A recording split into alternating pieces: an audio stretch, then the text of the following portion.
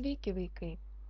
Šios pamokos tema – lietuvių pasaka Lekiantis laivas.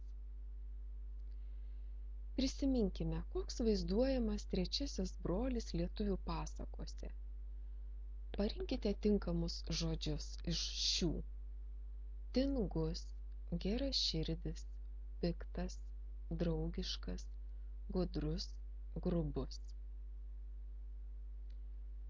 Trečiasis brolis lietuvių pasakose dažniausiai būna geraširdis, draugiškas, na ir gudrus.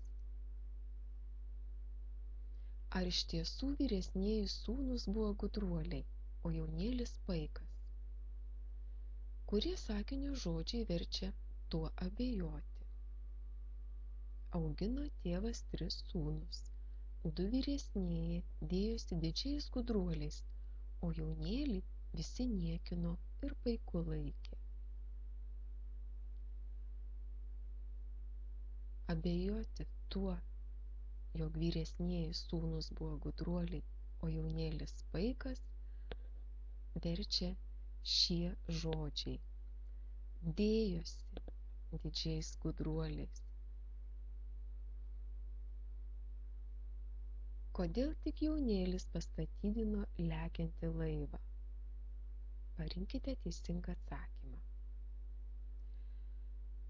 Jaunėliui padėjo broliai. Jaunėlis labai ilgai ir kantriai dirbo.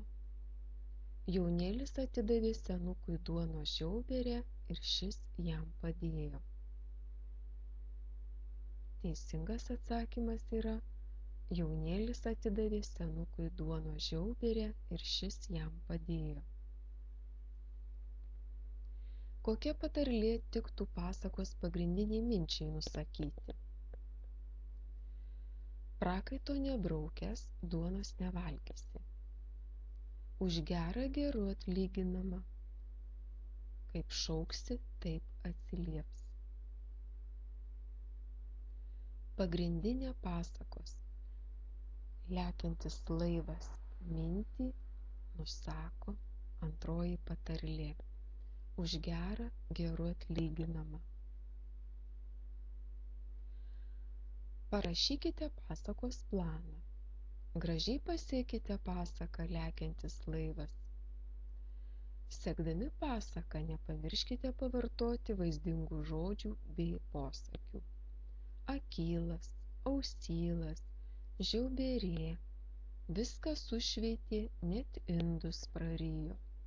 Paskutinę raselę išlaižė, nė šapelio nelikę, rado rūsį kaip iššluotą ir kitų.